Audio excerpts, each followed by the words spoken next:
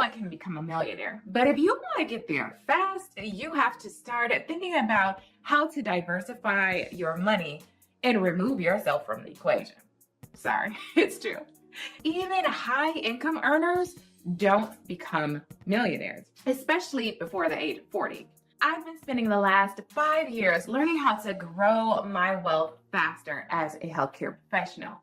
And I wish someone would have given me this advice sooner. Honestly, I would have paid for it. This is the 6 accounts that I use in order to help me reach millionaire status faster. So let's dive into it. Imagine trying to cook an entire meal using just one pot. You might get it done, but it's messy, it's inefficient, and the flavors all blend together. That's exactly what happens when you keep all of your money in one account. You might spend more than you planned. You might miss out on some of the tax advantages and lose opportunities to grow your wealth. In order to grow your wealth and build $1 million net worth, you need a system that prioritizes and is optimized for growth.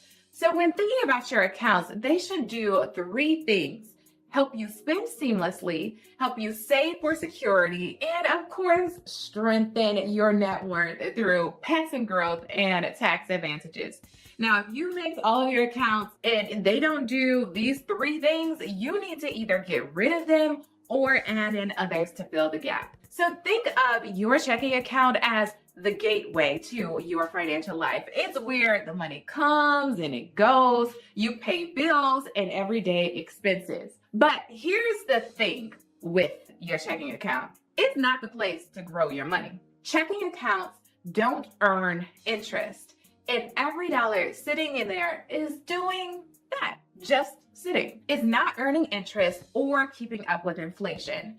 In 2020, inflation rose to 7%. And do you know what Bank of America and Chase gave me for the thousands of dollars that I housed there? 0.1%. Pennies.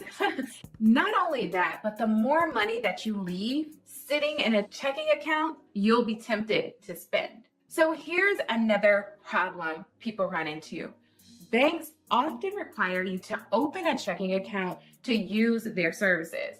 For example, when we purchased our home, the banks required us to open an account with them.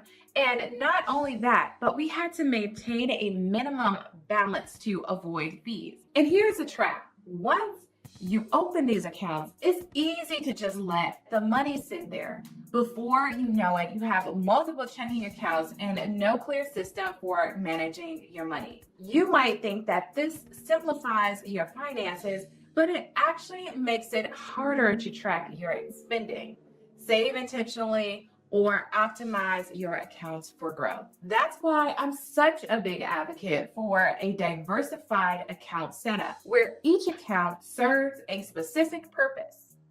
Limit your checking account balance to only what you need for the next month or what's required to maintain that account in good standing. I prefer to automate transfers to savings or investments and to my giving in order to give every dollar a job before I'm tempted to spend it. My high yield savings account is my emergency fund and financial safety net. It's there to cover 3 to 6 months of the expenses just in case life throws a curveball. And because it's a high yield account, it earns more interest than a regular savings account. So compared to a brick and mortar bank, a high yield savings account can give you 30 to 40 times more in interest. But remember, the interest you earn here is taxed as regular income. So that's why you shouldn't stash too much money in your high yield savings account. Anything beyond your emergency fund belongs in investments where it can grow faster. Now, your 401k is one of the most powerful tools for building wealth when you contribute to a traditional 401k. You reduce your taxable income, meaning that you pay less in taxes now and your investments grow tax deferred until you withdraw it in retirement. But here's the catch. When you withdraw it in retirement, every dollar is going to be taxed as ordinary income. So if you're not planning for future taxes, it could eat away at your retirement income, which is why I teach a diversified strategy. So keep watching to learn about the other accounts. Of course, with your 401k, you want to maximize your contributions to get the most out of the tax deferment and take full advantage of your employer's matches. For high income earners like physicians, lawyers, engineers, this can mean saving thousands of dollars every year. And if you work for the public sector or for nonprofit organizations, you might have access to another account called a 457B. This account is similar to a 401k, but here's the advanced benefit. You can withdraw the funds without the 10% early withdrawal penalty if you leave your job. So by contributing to both a 401k and a 457B, you can save double the tax deferred amount. If for 2025, that is $47,000, which is a massive tax advantage for high income earners to accelerate their path to $1 million. The Roth IRA is like the crown jewel of retirement accounts. You contribute post-tax dollars, but all of your growth is tax-free, and all of your withdrawals in retirement are completely tax-free. So for high income earners, often they can think about contributing to a Roth IRA, a backup plan to the 401k.